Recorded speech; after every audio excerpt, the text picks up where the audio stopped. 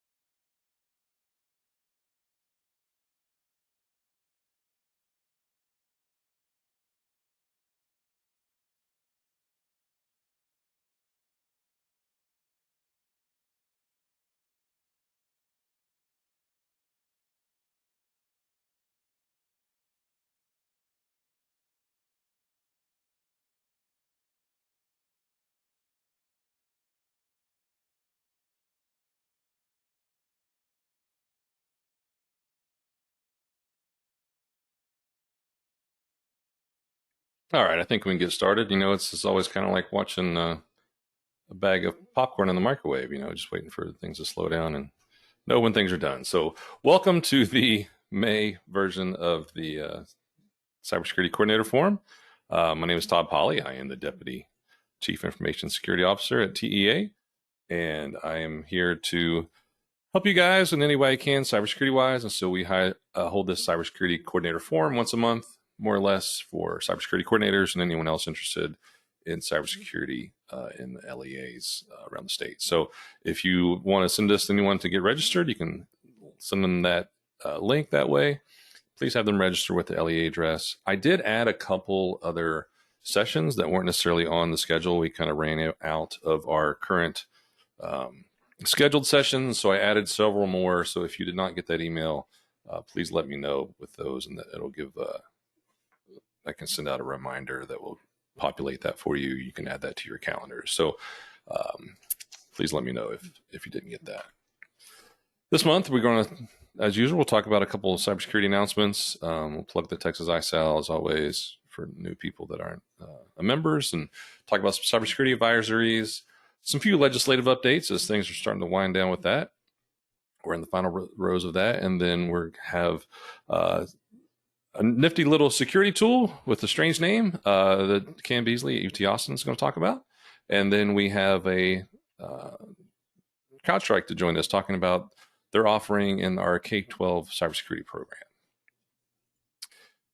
So as always, the Texas ISAL, if you're not a member, please definitely get linked in with that. That is the best way to stay up to date on vulnerabilities and things that flow through the state, specifically around K-12. We use the K-12 portion of the Texas ISAL list to disseminate any threat reports that come in that we might happen to another district through the reporting requirement. And so we disseminate that through this. We anonymize things and then send that out. So if you're not a member, go take advantage of that. Cybersecurity vulnerability wise, something came through just the other day for Apple, and it was rated pretty high for all entities to take advantage of. There's the link for lots of information on that. It was some specific vulnerabilities that could allow code execution and elevation of privileges, and there was a litany of things in this advisory. So I really, if you're using Apple at all, go take a look. There's some really good best practices in there about things that you should be doing with your setup, the way you're managing your devices, things that you should consider doing or not doing in that environment. So if you're using Apple products at all, please snap that QR code and go take a look at that. Also, if you are on MSISAC's distribution list, if you're a member of MSISAC, which is again free for all local governments, which K-12s are definitely that. They issued a new version of their Stop Ransomware Guide. And so this was originally released in 2020 when they set up a website, stopransomware.gov. And so the new ransomware guide has been updated with some lessons learned from the last several years, ways to maximize their relevancy and effectiveness, and blah blah blah. So if you're this is a really good guide. It's got a lot of kind of step through everything you should consider in ransomware. It's kind of a good place to start. Incident response as well, just in general. It gives you lots of information to consider, put in your incident response plans, and to really, get you prepared for any kind of event, not even just ransomware. Ransomware would pretty much be the worst case scenario. So if there's things that you want to look at and bolster your cybersecurity policy and plan, please definitely take that a look. Right. And some legislative updates. Yay. We are moving through and we're almost to sine die, the last day of session. Basically, anything that didn't move from one house to the other is pretty much dead at this point. And so we've got a short list of things that have already passed and that are been signed by the governor, and a few other things that looks like they may have some traction, and they're definitely being hammered out. So June 18th is the deadline for the governor to sign those. If you're interested in looking into that tracking stuff, there's the link there to DIR's bill tracking for specifically cybersecurity related things. And they have some other technology stuff in there as well. So take that a look if you're interested. But we talked about this last month. This has been signed by the governor. This is the Local Government Security Incident Procedures, SB 271. So this will take effect September 1. So this essentially added local governments to the requirement for reporting to DIR. And so the reporting requirements were already there for state agencies and higher education. And so they added local governments to this. This changes a lot. So the reporting requirement previously for school districts has been basically FERPA information that was maliciously obtained and required reporting to TEA. So this expands that to any information, any cybersecurity incident where any suspected breach is involved. There's some definitions there that they've highlighted in the Business Commerce Code. They specifically call out ransomware as a reportable thing, even though there was maybe some ambiguity in the past. And so that's kind of been updated as well, along with the addition of the local governments. So we'll talk further about this. We're working with DIR, and we will be, about how they're going to set up and intake these, because DIR is the agency, the Department of Record for responsibility for this bill. And so we will converse with them. We'll let you know details about that later, but this has been signed by the governor, so this is a done deal. The reporting data breach information to the Attorney General, this has passed both houses. This hasn't been signed as of last night when I looked. So, but it is, I can't imagine the governor vetoing this. So I think this is definitely a done deal as well. The reporting requirement previously was 60 days if anything involved more than 250 Texans. So if a district had a breach and the threshold meant, more than 250 Texans, there was a requirement to report to the Attorney General's office. So that still exists. It just reduces the time frame to 30 days. Another one that I thought was not going to happen, but it's still in the works and being talked about, is SB 1893. This would effectively ban TikTok on all government entity devices. And so there was a House version that passed that had that, and that basically made it effective to school districts the way the definition of governmental entities was defined in this bill. The Senate version reverted it back to state agencies. I think they're hammering out the differences between the two. The House was not okay with the Senate's version and vice versa. So they're forming a conference committee to basically look at the differences between this bill and come to some common ground. So at this point, it's not necessarily effective, but it seems like it's definitely one of the things that's left to look at. So this would mirror the governor's order for state agencies to ban TikTok on state-owned devices, and this would apply to basically all government entities in the state. So interesting if this were to pass. And also, so what we're here for today, part of it, before we get too far along, our K-12 cybersecurity program. This is still good to go in the budget. And so I wanted to highlight this because this kind of is relevant to later on in the presentation when CrowdStrike starts delivering their information about their product. So we proposal to the legislature, we get that funded. We're going to be able to supply EDR to school districts where we weren't fully funded in what we initially asked. And so, but we are able to do quite a bit. And so we figured the threshold there would be the underserved kind of rural LEAs. I think the threshold that we're cutting off is about 2,000 enrollment. We're going to do faculty, staff, and servers. We're still fine tuning the faculty staff part. If it's central office staff or all faculty, we've had some varying degrees of comments on the importance of that and how big that threat is. Initially, we thought central office staff was maybe the most risk reverse portion that needed to be covered with this, and so we're still kind of fine tuning that. But I think we can supply quite a few licenses to school districts, and so we want to definitely get this moving. And I will update the handout section. I forgot to do that. But there is one in there, a handout for the STS new customer information form. And so if you are not signed up yet with STS so that we can deliver these services through DIR, which is the way that we've been directed to do that through the legislature, that is in the handout section still. I will update and put a copy of this presentation in there in a second. And so you can download that there as well. But so yeah, so the services will be provided through DIR's STS, Shared Technology Services, the MSS. On this particular hardware function is going to, or the EDR function is going to be AT&T, and then CrowdStrike and SentinelOne are the two technologies on that. So this month we're going to have CrowdStrike give their information on that, and the next month we will have SentinelOne. So that's kind of a new. The June meeting was new, so that was one of those that I mentioned at the beginning of the webinar. So if you're not signed up for that, definitely take advantage so you can get on and understand the differences between the two. All right. And now we want to introduce Cam Beasley. Cam Beasley is the CISO at the University of Texas at Austin, and he is going to talk about something that we're going to offer to all school districts. So we have talked to the commissioner.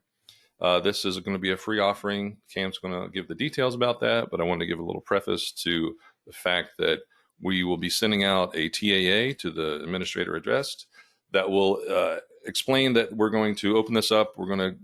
It's a free kind of very lightweight. There's really not much to do for school districts. Cam can explain that. But we are going to offer this to school districts and give an opt-out period. So if you want to opt out, you can definitely do that, and we will honor that. But otherwise, you're going to take advantage of this free service. And I believe it's really good and beneficial, and we'll let Cam take the wheel from here. Cam, awesome. Good morning. Hey, yes, can you hear me? I can. Go ahead, sir. Awesome. Are you driving the slides, Todd? Sorry. Or will I? Oh, excellent. That is me. Yes, sorry. Thank you. So yeah, good morning, everybody. So DorkBot is something that we've been running for many entities across the planet for a long time, since 2017 now. It's spun out, it's got a silly name, but I'll tell you a little bit where it gets its name. So 2015 or so, we typically would sit around our lunch table, hacking on stuff, trying to find things that we could break into and secure on our campus. And we oftentimes would use Google to find things that were out there floating around. So you can do something called Google dorking to look for certain types of exposures and whatnot. And after doing that manually for a while, we figured, well, we can automate this process fully. So we automated what we were doing and started to serve our campus, and then extended it out to the UT system campuses. And then in March 2017, we decided to make this generally available to any edu entity that wanted to use it in the country, and then more broadly across the planet. So today, we're serving about 2,400 entities across 200 countries. and it's a great service for those campuses and entities that really can't afford another option or want to add another layer of defense to their current security stack. If we could go to the next two slides, maybe, or the next slide, sorry, Todd. Hold on a second here, I'm trying. All right, there we go. This is just the sign up form. What we're talking about doing for ISDs in Texas, though, is getting you signed up automatically, so you wouldn't have to do any sign up. If you wanted to opt out, you could. Can we look at the next slide, please? This is just a kind of a quick summary of who we're serving right now across the planet. When it comes to higher education, we've really focused on that population in the United States. So we're serving almost all R1s, R2 and R3 campuses, and that's all using the Carnegie classification. We serve all tribal colleges, all HBCUs across the country. This service has identified 200,000 or more verified vulnerabilities thus far.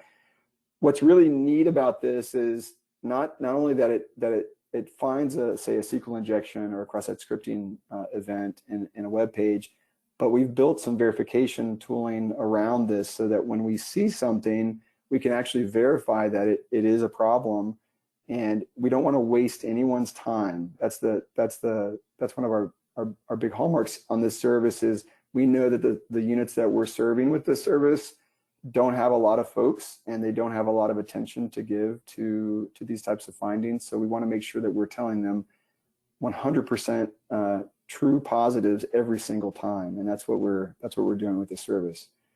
So we've been focusing a lot on getting Texas universities and colleges covered. It's really hard for us we've got about 100 or so ISDs in Texas that are covered as well, but it's really hard for us to reach out to the different contacts in state ISDs and Texas ISDs just because we don't have them. So we're really grateful to be working with TEA on getting those contacts laid out. Can we look at the next slide, please? So there's a lot of words on this slide, but I wanted to leave y'all with, in this slide and the next slide, with a little bit more detail around how things work, in case you have questions later on. Everything that will come from this service will be sent by security@utexas.edu. That's our main address. All of our checks will come from this one IP address, this autoscan.infosec.utexas.edu. So you'll always know that this is Dorkbot. And then on number 3, we always will embed our user agent string in any activity that we're generating for the service. So you'll always know that it's us. And then we can, if you have sensitive services or something that's really old and just doesn't want to stand up to this type of scrutiny, you can always ask us to exclude IP addresses or hosts by name or subdomains or even regular expression strings in a URL. We can be very flexible on that. I will say that the bad guys are doing this exact same thing. So it's probably if you have something exposed on the internet, it's probably good to be having it reviewed in this way, because the bad guys are doing it all day long. And then as we report any automated findings, you'll get those in real time. And then at the end of the month, you'll get a summary of the total volume of alerts that you got. And we'll also try to compare you to your peers. So every customer that we have has a classification associated with them. So ISDs are going to be in public, private ISDs, and you'll be able to see what's the average for public, private ISDs. I know that's not going to be always the same, because some are very small, some are very large, but it'll give you some perspective at the very least. Next slide, please. All right, so how does it do what it does? We've designed this service so that it's very low friction. A lot of scanning services will want to crawl your web pages, and that's a very intensive process for a web server. especially if it's not a well-provisioned web server. So we don't do any of that. The last thing we want to do is to slow down a website by crawling it. There are plenty of other crawling services that are out there that do this all the time. And we are using those services. We're using search engine caches and other common crawl data. And we tie into all of those sources that are readily available. And from there, we'll pull all the URLs that for, say, your campus or your ISD into that context. And then we look for specifically things that are parameterized. So a URL, for example, that has a question mark equals in it or something like that. That lets us know that we can probably manipulate things on the URL level and potentially find vulnerabilities. So we'll be very, very focused on what we're looking for as we pull data out of these common crawl caches. And also, because we recognize, this is the number 3, because we recognize that many URLs on web servers can look very similar, they can be kind of iterative, the tool that we have is smart enough to look for that common pattern, and we'll only test one of those. So if we see 1,000 of those types of URLs, we won't test all 1,000 of them, we'll test one of them. And so it's another way to be lightweight on the web server. The note here is that if the web page that you're concerned about isn't a public web page, or it's being blocked by crawling services, then it won't be evaluated by Dorkbot. There's just no way for us to see it in the way that we're looking for things right now. Next slide, please. Yeah, this is just, if you want to sanity check this, we've got a couple of different articles that have been published, one by EDUCAUSE, that first link, and then the Statesman in Austin picked this up also in 2019 to talk about what we were doing with this service. So it was growing at the time, but it's grown quite a bit more than what that article reflects. So these are just some other sources if you want to validate that we are not crazy. We are trying to do a good thing for Texas at the very least. So this is a really short spiel, but hopefully that's enough information. And if you have any questions, you're always welcome on the last slide here to send your questions to security@utexas.edu, and myself or one of my team members will be happy to get back to you. We are super excited to be able to serve Texas ISDs in this way. We see the value that it presents all the time, so we know that it's a good service. And yeah, we're happy to help. So thanks for the time, and I'll stick around for any questions that anybody might have. Yeah, thank you, Cam. And the plan going forward here is Cam needs a contact for each district or LEA, and so the plan was to submit the listed cybersecurity coordinator in Ask Ted as that contact. If through that TAA that we will put out soon, we will request if there's any differences in that to please let us know on that. And so that is the plan moving forward. Many questions about the slides. Those are currently in the handouts. Sorry, I was a little bit late getting those added. So they should be in there. I know there maybe have been some issues with viewability on that. So the PDF in the handouts looks like it should be good to go. Cam, I don't see any questions about the program, so I appreciate you coming on, and hopefully we'll get you a bunch of people signed up soon. Awesome. Thank you so much. Thanks, sir. All right. Moving forward, we have with us Parker Anderson and Tracy Mills from CrowdStrike. And so CrowdStrike is one of the offerings for EDR solution. And so this will be a fully managed version through the MSS, who is AT&T, and they're also on the call to answer any questions. And we will continue with that. I don't see there's any questions relating to anything else that we haven't kind of already covered. So Tracy, Parker, take it away. Can you hear me? All right. Yes, hear you well. Yep. All right. Hey, everyone.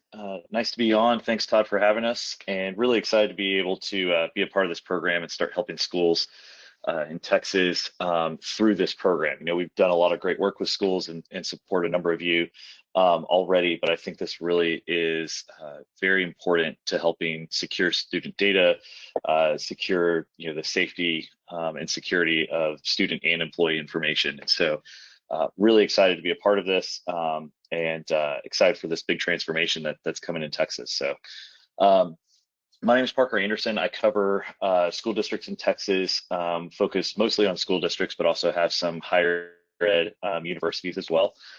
Live in Austin, Texas, so I'm pretty central to a lot of you, although some, as you know, Texas is big, so sometimes it takes a longer drive to get out certain places. But I'm local to Texas. I was a product from fourth grade on of Texas education. My mom was in Texas education.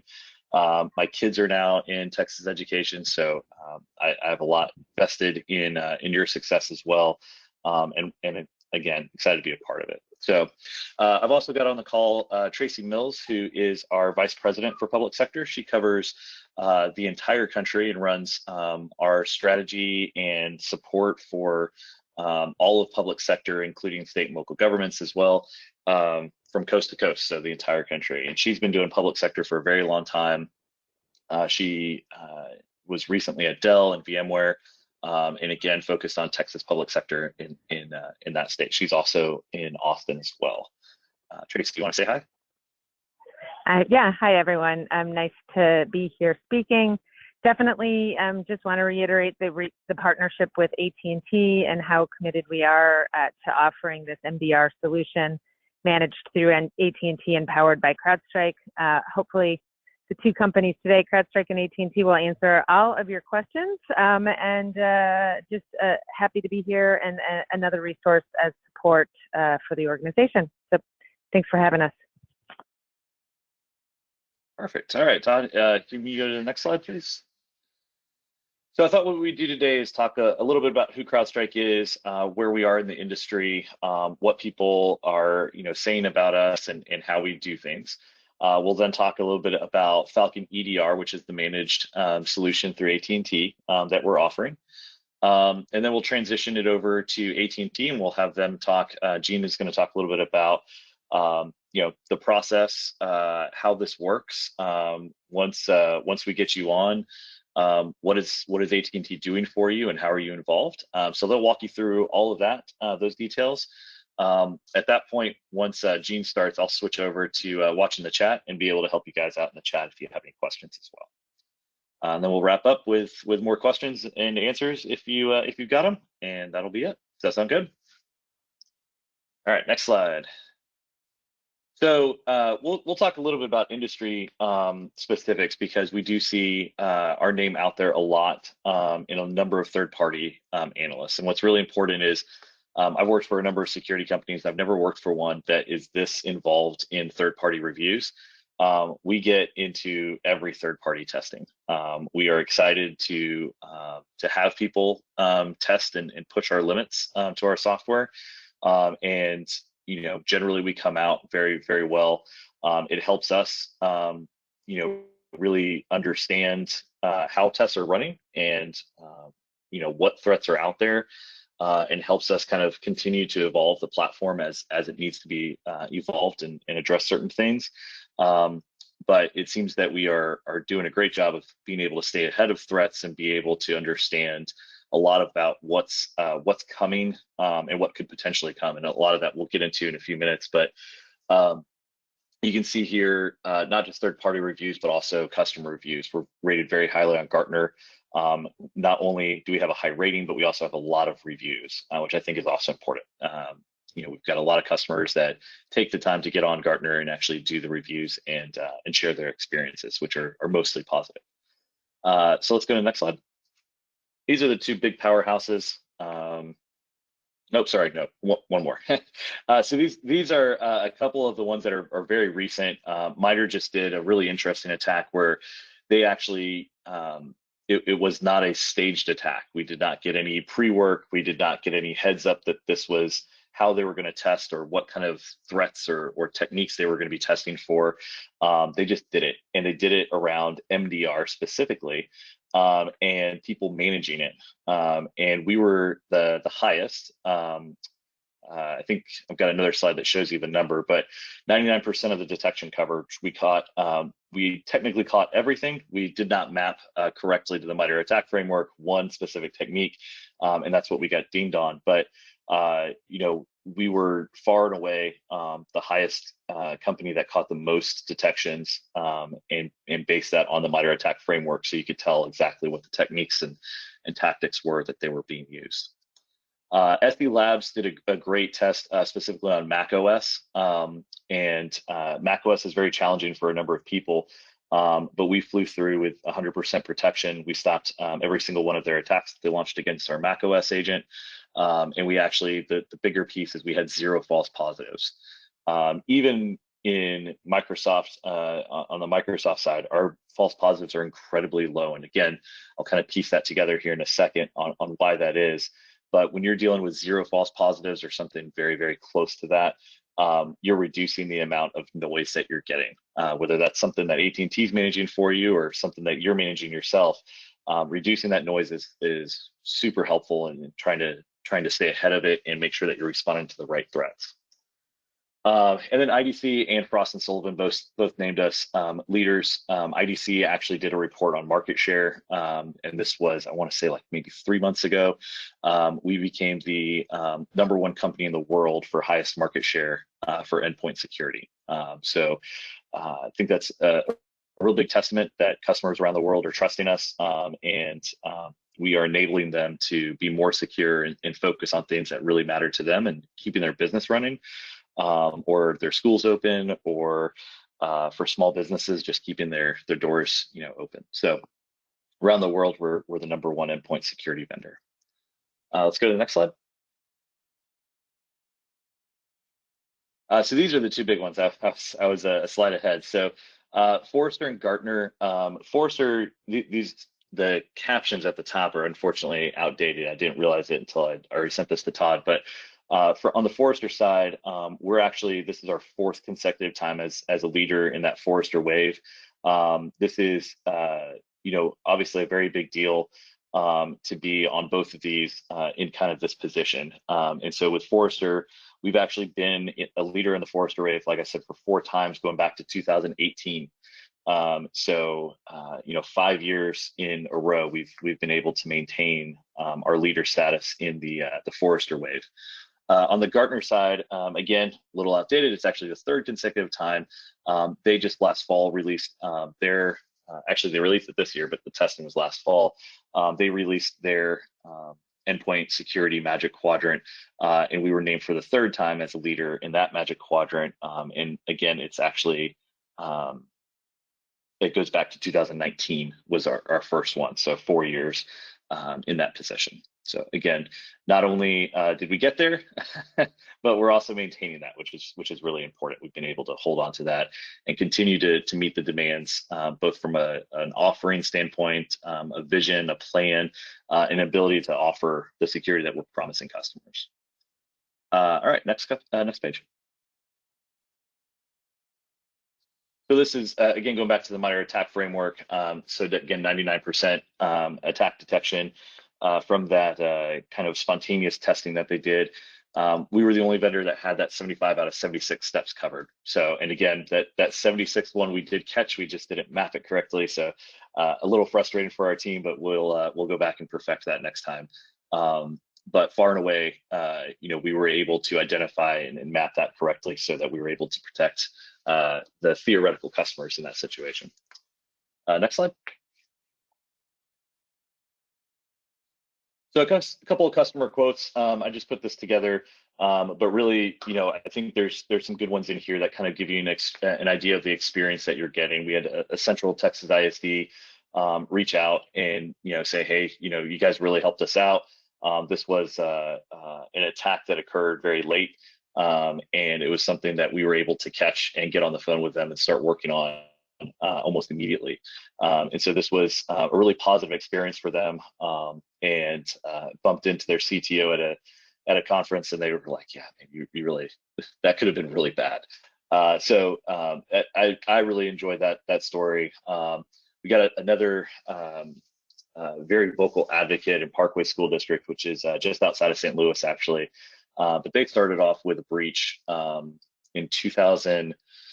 I think it was 2019. They started off with a breach with Quackbot malware, and they pulled us in for incident response, and we were able to help them.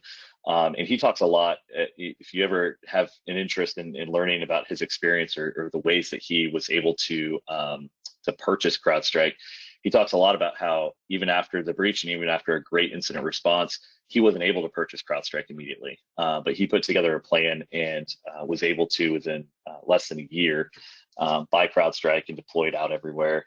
And then he talks about the fact that he has a great team of two, himself as the CISO or CIO, and one other person on his security team. That other guy's great. I've met him before. He's a really nice guy. But he screwed up and made a mistake and flagged something as a false positive, when in fact it was a true positive. And that's when Jason realized, hey, we actually got to get complete in here. We actually need some managed services to be able to support us and give us that level of expertise. And so I think that's also a really important thing, especially as we're talking about this AT&T structure. You know, AT&T are experts. This is all they do. I mean, they do a lot of other things too, but this is a big piece of what they do is security. And they're looking out and they're managing this stuff for a large number of customers, very large. And so as they're going through and they're doing this, their experts are getting smarter, they're getting faster, and they're doing things in a 24/7 format that is really beneficial for schools and not something that individual schools can really replicate on their own. And then the last quote, I think it actually got cut off, unfortunately, but this was a great story from Spring Branch ISD, which is down in the Houston area. And he was really, this is one of their analysts, Ben. He was really talking about how the process just works. So as we, and AT&T does the same thing, as you build out your processes for how to respond, how do you want us to respond to your threats and your attacks? We both do an incredible job of making sure that process is set up and it's in place and it's seamless. And so it just works every time. When you have a problem, we've got your back. We're actually doing the work for you and helping you out. So that was just a really impressive piece for him, was that once we got it set up, it just worked. The software worked, which is great, but all the people behind it managing it also worked, which was also a big benefit for them. All right, next slide.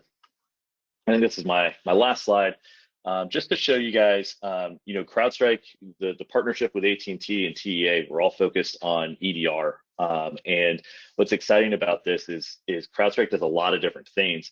We're focused on the EDR and managing it. But what this graph is supposed to show is that we start at the bottom, and we start with a unified agent. So we've got a single agent for whether it's Windows or Mac or Linux, one agent, and you deploy it out. It's a very small footprint.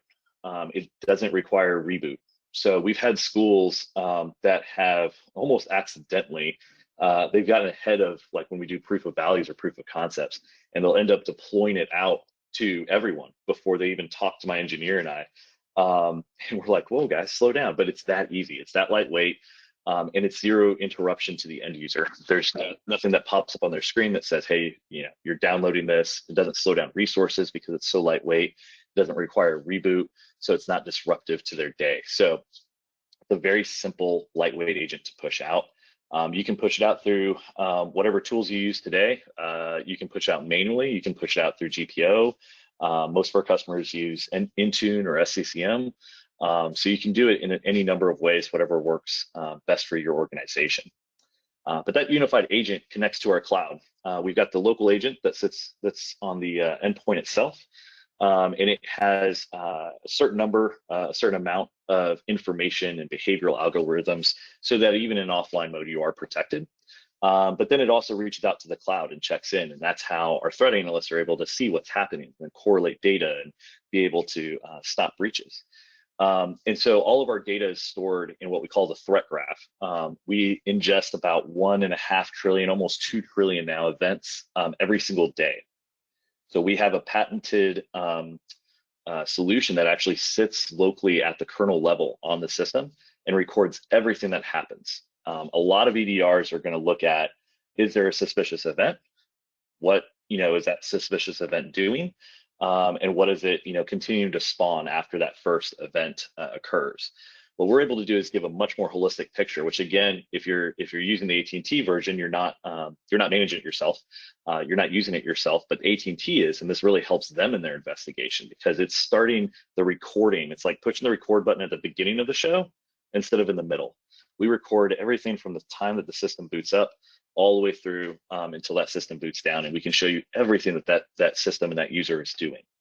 And because we have that level of visibility, we're able, I always say this with education, it's the more you know, right? The more you study and the more you learn and the more data you get and the more you read, the smarter you are. And you guys get that in education. And that's what we built this entire thing on.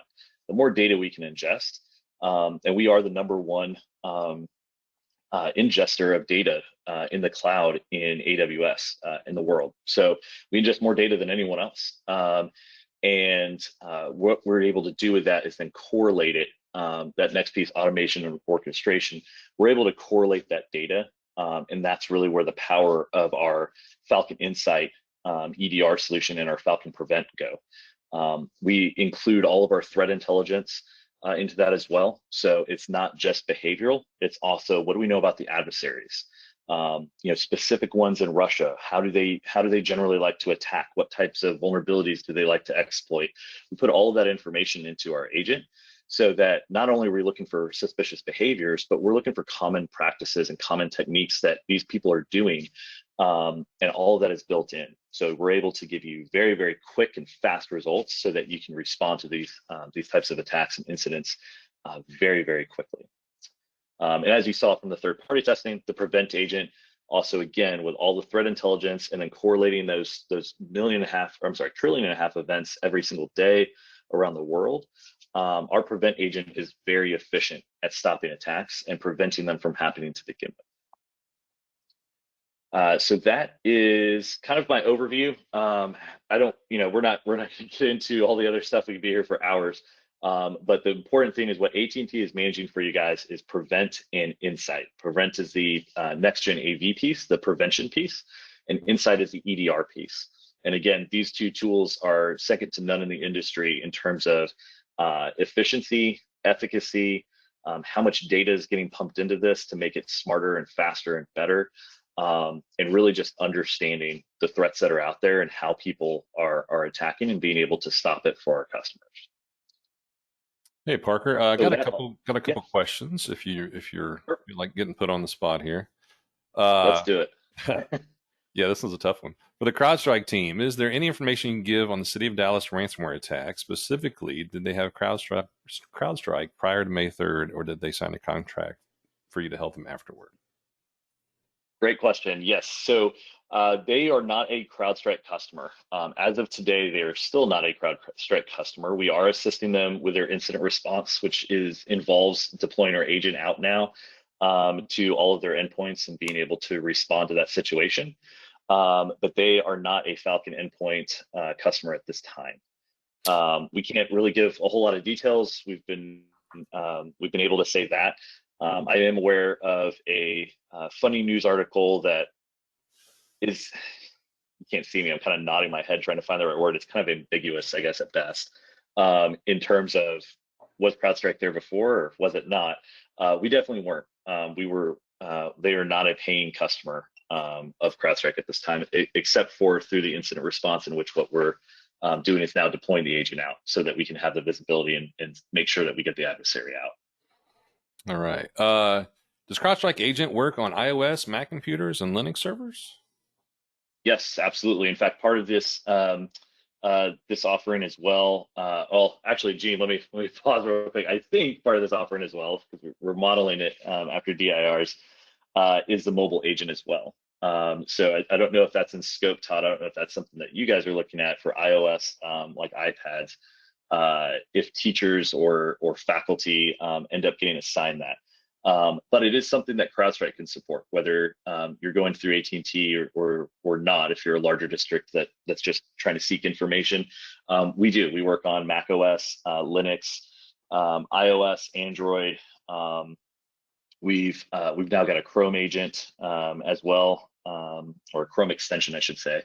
So yes, we can support all of those operating systems. All right, here's some questions that maybe AT&T. I'll hold off on those. Let's see. Yeah, I think that's all for specifically CrowdStrike. Well, how compatible is CrowdStrike with Microsoft Defender? How about that? So that's another great question. We have a number of customers that do a couple of different things. They'll either need to switch in the middle of a contract, but because they've already paid for something, they want to keep it on there. We have other customers that, especially with Microsoft, that maybe you want to do like a double layer approach where we're blocking and tackling, we're stopping the breaches, we're preventing attacks.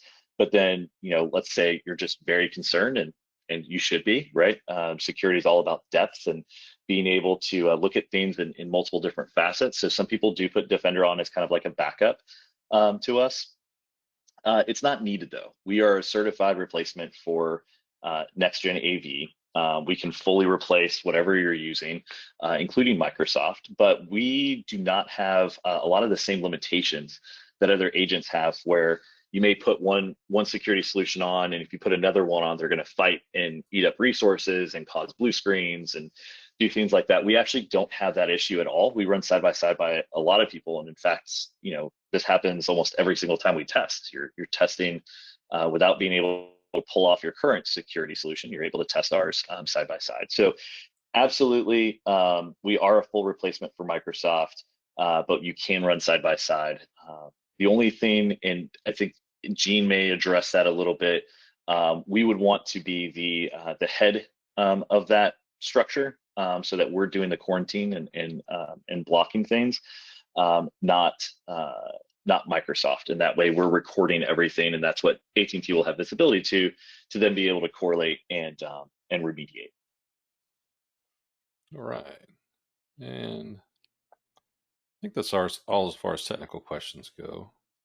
Gene, with AT&T, I don't know if you want to jump in and answer anything here, but there's some questions that I think I could probably garner an answer to. Is the CrowdStrike DR offering exclusively through AT&T? So yes, specifically through DR and the STS, AT&T is the MSS on that. There is there potentially could be some custom request that comes through that might alter the way that's set up. We can discuss that on a kind of one-on-one basis. But yeah, AT&T will be the MSS on this through DIR. Let's see what else we got. Would we have to access to our own district portal to better investigate incidents? Could we include the EDR information in our SIM solution? So I don't know, Parker, if you have an answer to that. I'm not 100%. Yeah, so you do have read-only access with the AT&T contract. You do have read-only access to your console, so you can get in and do kind of your own investigations and your own kind of data correlation. You can also send your information to another SIM. AT&T will also help you get set up when you first work with AT&T to send your threat data to their SIM. Their SIM is unique because it's actually correlating all of the data for not just school districts, but also Texas state agencies and some city and local governments as well. And so actually what they're doing is they're creating this repository of information so that they can say, hey, in Texas, we're seeing this threat. We're correlating this data and seeing that this is starting to become an issue, and start warning people about it. So you can definitely have your own SIM and send logs that way. You're going to have logs sent to the AT&T SIM for statewide correlation.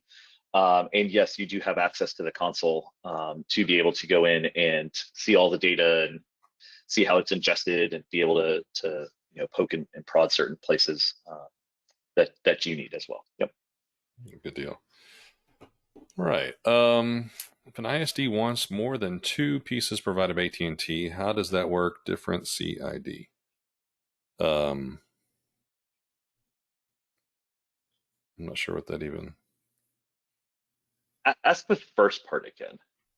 If an ISD wants more than 2 pieces provided by AT&T, I'm not sure. Okay. Yeah. So like if you want like managed network Okay. security and this EDR solution with CrowdStrike, can you have both, or how is that done? Gotcha, yeah. That's a Gene question. Is Gene off mute yet?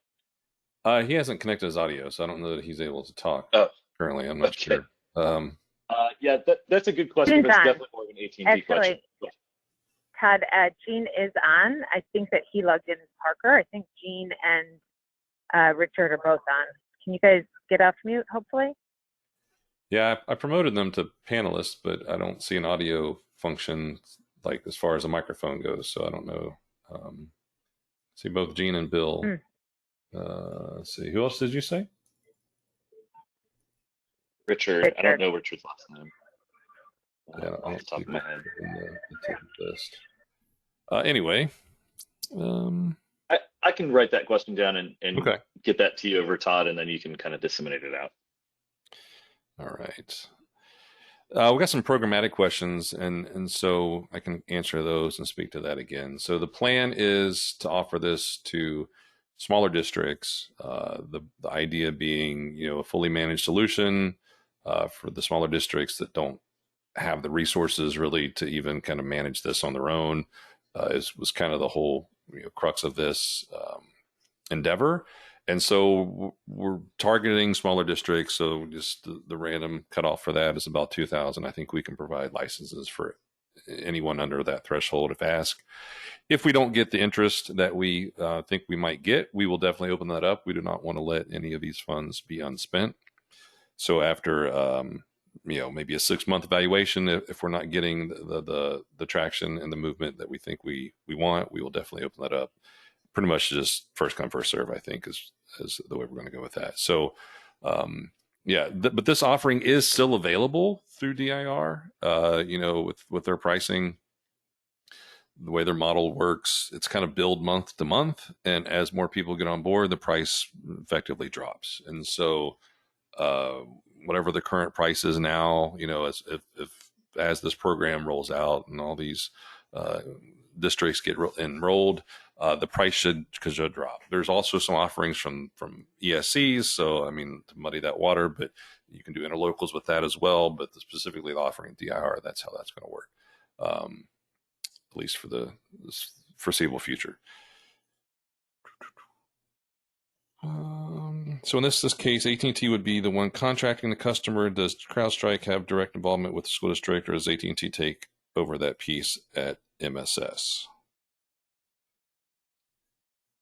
So you still have a CrowdStrike account team. The AT&T team is really the MSS going to be moving forward. So in terms of alert notification or incident response or anything like that, that's all going to go through AT&T. However, my hope is that we're all still engaging you, whether it's me or one of my peers, we're all still engaging you and checking in from time to time. And if you need something from us, again, you still have that direct account manager that's going to be assigned to you to take care of you. So we don't go anywhere. We're not just dropping you off at AT&T's door and saying, see you later. We definitely want to be involved and make sure that this is successful and that you're getting the best experience and getting everything that you need from us as well. But AT&T would be your primary point of contact from a incident and visibility and response standpoint. All right. And there was a question earlier, I think I forgot to respond to, about the time frame. So the funding on this, it looks like anything purchased on or after September 1, 2023. So if anything before that would not be eligible for this program with the way the funds are tied up that we're getting. And so theoretically, if you signed up prior, since it's billed, I think month to month, as I understand how all this works. You still could get that earlier, and then after the September 1 date, those could be funded. So that's my understanding of that. Does CrowdStrike offer its Todd, own managed? that's a great point. Yeah. Just to pause real quick, that's a great point. As people come up on their contracts or have different needs or priorities, you do have that option to move to a month-to-month contract with AT&T and then slide into this quote unquote free program, or funded program in September. And then does CrowdStrike offer its own managed solution through DIR? So I think that would be the custom option. I think that is available, but it would not be just the standard. It would kind of have to be evaluated, but it is possible. Correct. For this program. ETA on the Austin RSOC. We spoke to DIR the other day. It's going to get funded, September 1. It takes some time. The one in San Angelo took year or more to get completely stood up. I think we're not starting from square one at this point, so I don't know exactly a time frame. I don't know that anyone knows anything as far as that yet, but I think a year out is not unreasonable from September 1. So, definitely within 2 years. So the previous, the one in San Angelo was funded last legislative session, and here we are, a year and a half out, and it was up and going. So I think it could probably be at least that fast. Someone's singing praises, Parker, Kyle Pearson. Nice. Awesome. Hey, Kyle. Yeah, and the way the funding is going to look, Stacy, and anyone else that's interested, is this particular portion of it, the EDR portion, is not going to be a grant. It's basically the funding is going to be there at DIR to use for customers, which is going to be the ones that are eligible for this program. So we will let them know who's eligible, and then they're just going to bill it, but it's going to be ultimately a zero cost to the customer because this funding is going to pay for it. So filling out the form that's in the attached or the handout section for the SDS, that's the first part to get you as a customer. And then afterward, as my understanding, you would then request these services, or the ESC could do it on your behalf. I think that's a possibility also. And then when it gets up and going, they actually charge once they're installed and running. And then that happens month to month, and that's where the zero cost would come in. So this portion, there's not a lot of grant stuff to apply for this. The other portion of the things that we're providing, we're still working out the details with the ESC personnel to kind of help and assist in this whole program, and then some of the evaluations that might be through this STS as well. We're still working out the details on that about how that'll look, but as far as the EDR, I think we've kind of got that nailed down. This is how it's going to roll. So this is pretty similar to the way a state agency would acquire these services as well. We would fill out the thing in the SDS, do the request. I don't know the lingo. I don't do this day to day. Demand, maybe, I don't know. That might be the correct term. And then, Go ahead, Parker. Yeah, so I was going to say that I wanted to add a little bit to after you get the form filled out and it gets approved, which is just kind of a formal check, that AT&T actually goes through an onboarding process, and CrowdStrike is on those calls as well, and ensuring that from a technical perspective, questions are being answered. From any type of CrowdStrike perspective, those are being answered, but AT&T will basically help you for a couple of weeks and kind of get everything set up. They want to make sure that the agent's getting deployed. They want to make sure that the SIM connector is connected so that they're ingesting data, and they run a test to make sure that data is flowing in. They kind of walk through the entire program with you and make sure that you understand exactly how things are going to be from an interaction standpoint. They go through this whole onboarding process. I've seen it take one call for people that are really efficient. I've seen it take 2 or 3 weeks for a couple of calls to make sure that everything's kind of up and running and set up the right way.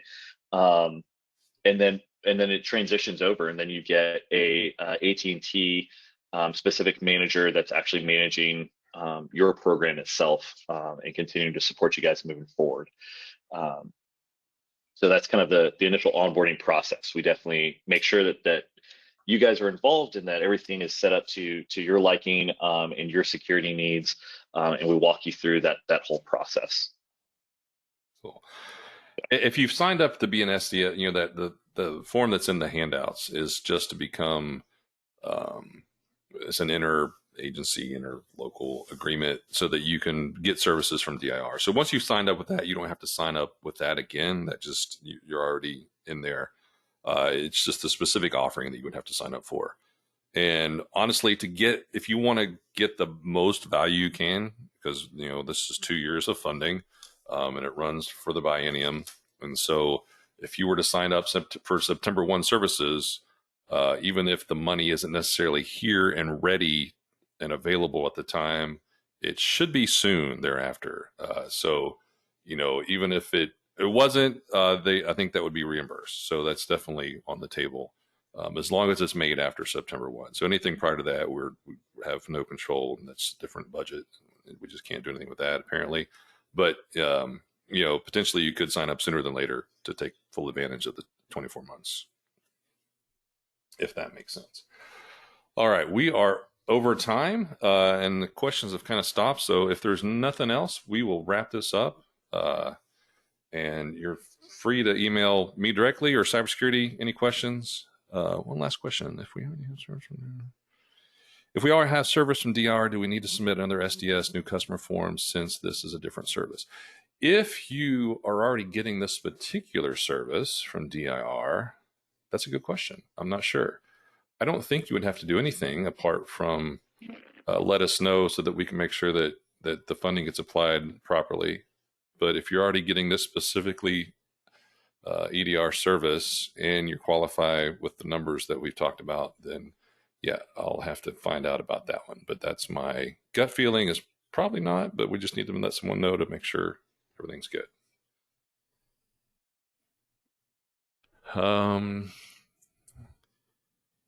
Well, the ER, if you have an EDR in place, can you get reimbursed? I think only currently if it's through the DIR offering. So if it was purchased on another contract, I don't think that would be eligible, at least the way it is right now. But if it is through DIR, and it is one of these two that are going to be offered, then perhaps. All right. Okay, thank you everyone for attending. Next month we will do the competition. Sorry, Parker, but that's the way it goes. And so we'll hear from them 7-1. In the meantime, email me any questions, anything you want I can provide and assist with. I'm more than happy to do that. So thank you, Parker. Thank you, Cam, if you're still on, for attending, and we'll see you guys next month. Yeah, thanks, Todd. Thanks, everyone. Have a good day.